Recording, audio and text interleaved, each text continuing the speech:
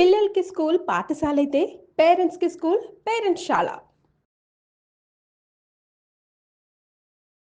నమస్తే రమ్మగారు. నమస్తే చే రమ్మగారు, ఏదైనా చందమామ కథ చెప్తారా? పూర్వం ఒక రాజుగారికి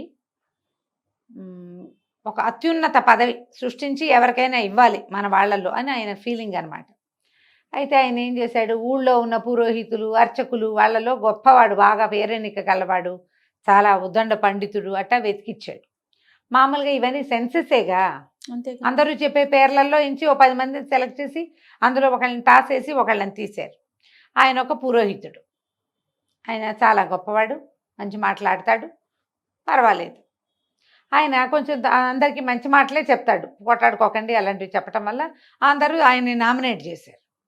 సరే బాగానే ఉంది కదా, ఆయనకి పిలిచాడు, మీకు ఒక గొప్ప పదవి ఇస్తానండి అని చెప్పాడు. ఆయన కూడా సరే ఏదో ఇస్తానంటుంటే రాజుగారు ఎందుకు కాదనాలి, అలాగే అన్నాక నేనన్నాడు, నాకు 3 ప్రశ్నలు ఉన్నాయండి, మీరు ఆ 3 ప్రశ్నలకి సమాధానం చెప్తే పదవి మీదే. సరే ఏముంది, మనకు తెలియనివి ఏముంటాయి అనుకున్నాడు ఆయన. భగవంతుడు ఎక్కడ ఉంటాడు ఫస్ట్. ఒకటి, ఏ దిక్కుకి చూస్తాడు భగవంతుడు, ఏం చేయగలడు, ఏం చేస్తాడు, ఈ 3 అడిగాడు.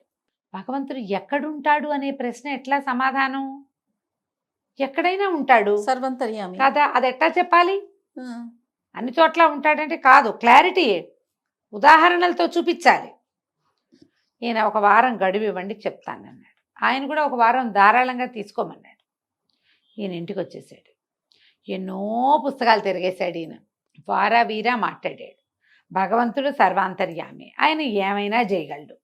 పాయింట్, ఏ దిక్కుకు చూస్తాడో ఎటా చెప్పాలి, ప్రూవ్ చేయాలి దాన్ని. ఎక్కడైనా ఉంటాడు, ఏది స్తంభంలో చూపించు అంటే ప్రహ్లాద అవతారము, ప్రహ్లాదుడు నరసింహావతారం లాగా చూపించు అనగానే స్తంభాన్ని దెబ్బ కొట్టి టటా అని పెద్ద మ్యూజిక్తో వస్తాడా నరసింహస్వామి? ఈ కాలంలో రాడు. ఆయన ప్రూఫ్ అడుగుతాడు, ప్రూఫేగా రాజు కావాల్సింది. సర్వాంతర్యమని నాకు తెలుసండి, ఎక్కడున్నాడు చూపించండి. ఆయన తూర్పుకుంటాడా, పడమర అనుకుంటాడా, ఉత్తర దక్షిణాలు ఇంకా ఉన్నాయి మనకి, ఈశాన్యం ఆగ్నేయము నైరుతి వాయువ్యం, ఇవి కాకుండా విదిక్కులు కాకుండా పైన కింద భూమి ఆకాశాలు మొత్తం 10 దిక్కులు. ఎక్కడుంటాడు, ఎక్కడ చూస్తాడు? వారం గడిచిపోయింది. వారం తర్వాత ఆయన కబురు చేసి, వారం గడిచింది, మీరు ఇవాళ వస్తారా రేపు వస్తారా ఏమిటి అని.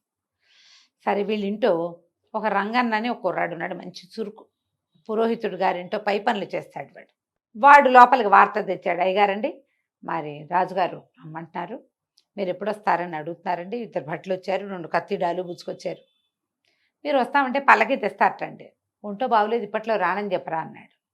వీడు ఆశ్చర్యపోయాడు. ఆయన అప్పుడే శుభ్రంగా సటసోపేతంగా భోజనం చేసి పొద్దున 10 గంటలకు తింటారు కదా, తిని పుస్తకాలు పుచ్చుకు కూర్చున్నాడు, పంచాంగం పుచ్చుకుని. సడన్గా మీకేమొచ్చింది జబ్బు, ఎందుకండి మీకేమైనా ఆరోగ్యం ఉందని ఒంట బాగుండలేదని చెప్తాము, ఏదో ఒక మంచి మాట చెప్పాలిగా, అట్లా లేని జబ్బు చెప్పచ్చండి మీరు పెద్దవారు అన్నాడు. అనేసరికి ఏం చెయ్యను రా, ఆయన ప్రశ్నలు అట్టా ఉన్నాయి, ఏదో అట్టా తలాయించి ఒక 4-5 రోజులు గడిపి పెద్దమ్మాయి గారు ఊరు వెళ్ళిపోతాను రా అన్నాడు.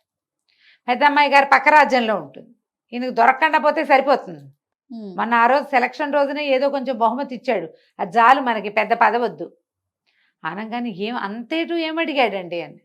ఈ 4 ఈ 3 అడిగాడు. అడగంగానే ఈయన అన్నాడు, రంగడు కాదండి, మా ఇంట్లో కుర్రాడు ఉంటాడు శిష్యుడు అని చెప్పండి, వాడు సమాధానం చెప్తాడని చెప్పండి, ఇంతోటి ప్రశ్నలకి మీరు రావటం ఎందుకు, నేను చెప్తా అనగా నేను హడిలిపోయాడు. ఇదేమిట్రా నాయన నువ్వు ఎట్టా చెప్తారు, నేను చెప్తాలేండి, మీకు తెలీదు, నేను చెప్తాను, మా శిష్యుడు వస్తాడని చెప్పండి, ఒక వాక్యం అంతే. ఈయన కాగితం రాశాడు తాటేకు మీద, శిష్యుడు అస్వస్థతగా ఉంది కొద్దిగా, మా శిష్యుడు వచ్చి మీకు సమాధానం చెప్పగలడు, వీడే మా శిష్యుడు అని రాశాడు. ఈ కాగితం తెచ్చేవాడే మా శిష్యుడు. కుర్రాడు రంగడు కొంచెం శుభ్రమైన బట్ట కట్టుకుని వాకిట్లోకి వెళ్ళాడు. నేనే వస్తున్నా పదండి అన్నాడు. అనేసరికి సైనికులు ఇద్దరు ఒక పల్లకి తీసుకొచ్చారు. వెళ్ళి కుర్రాడు పల్లకిలో కూర్చున్నాడు మనవాడు. వెళ్ళాడు. ఈయనకి పురాతన శిష్యుడు, వీడు పనివాడు కాదు, ఏదో పేద కుటుంబం నుంచి వచ్చి ఇక్కడ ఉన్నాడనమాట. కొంత ఏదో చదువుకున్నాడు, అంత గట్టిగా కాదు, ఆటకాయ చదువు పడిది. సరే సభలోకి తీసుకుపోయారు. తీసుకెళ్ళాక కాగితం రాజుగారికి సమర్పించాడు. రాజుగారు ఇట్లా చూశాడు, నువ్వేనేమిటో అన్నాడు. నేనేనండి అన్నాడు రంగడు. అనగానే సరే ఇప్పుడు ఏం చేయమంటావు చెప్పు సమాధానం, భగవంతుడు ఎక్కడుంటాడు? అనగానే కుర్రాడు అన్నాడు, అయ్యా ఇప్పుడు భగవంతుడు ఎక్కడుంటాడు అనే అతిపెద్ద ప్రశ్నకి సమాధానం చెప్పేది నేను కదా. అంటే నేను చెప్పేవాడిని, అంటే నేను గురువుని. మీరు వినేవాళ్ళు కదా, మీరు తెలుసుకుంటారు. వినేవాడు తెలుసుకునేవాడు ఎవడు? శిష్యుడు. కాబట్టి మీరు ఇక్కడ కూర్చుని, మీరు కూర్చున్న చోట నన్ను కూర్చోబెట్టండి.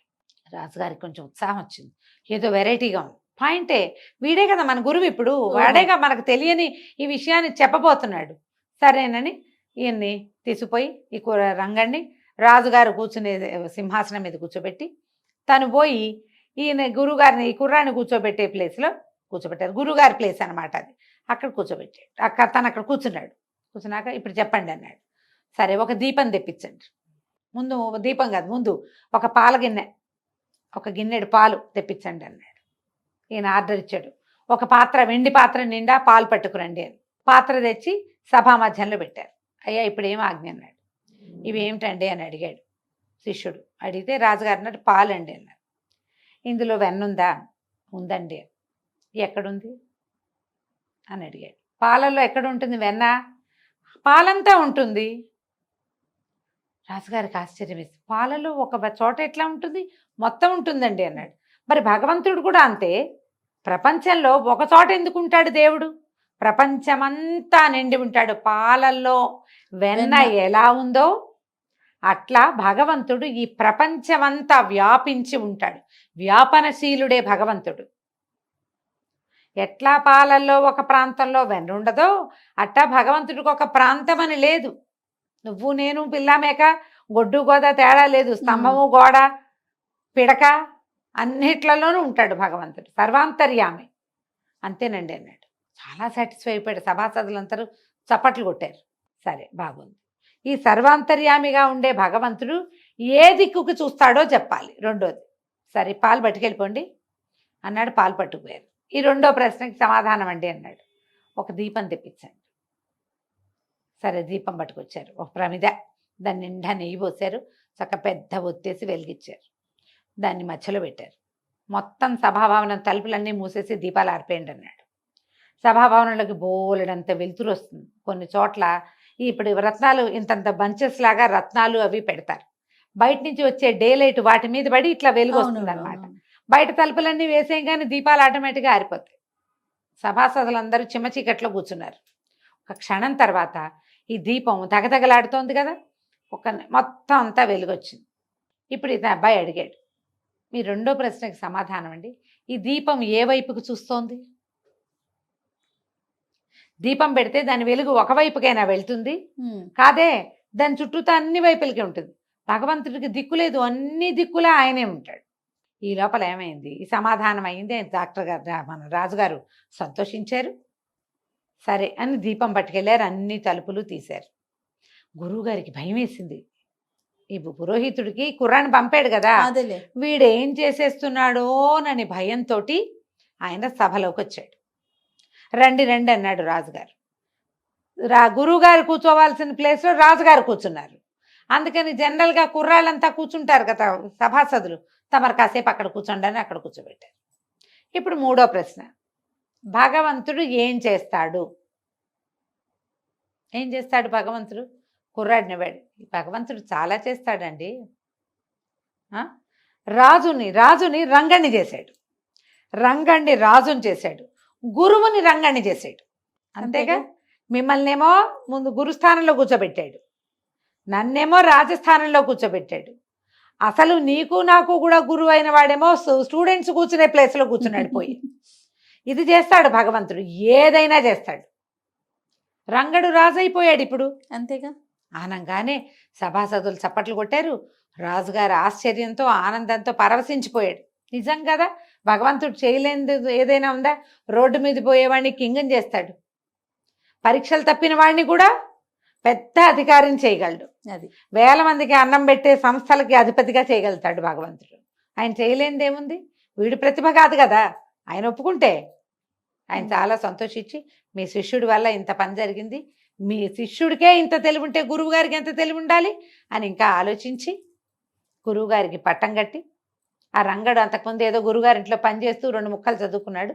కానీ బాగా ఎక్కువ ముక్కలు చదువుకునే అవకాశాన్ని ఇచ్చి వాడిని తన మంత్రుల్లో ఒకడిగా చేసుకున్నాడు రాజు. బాగుంది కదా. సూపర్. కథ కంచికి మనం ఇంటికి. తెలివితేటలు. నమస్తే. నమస్తే.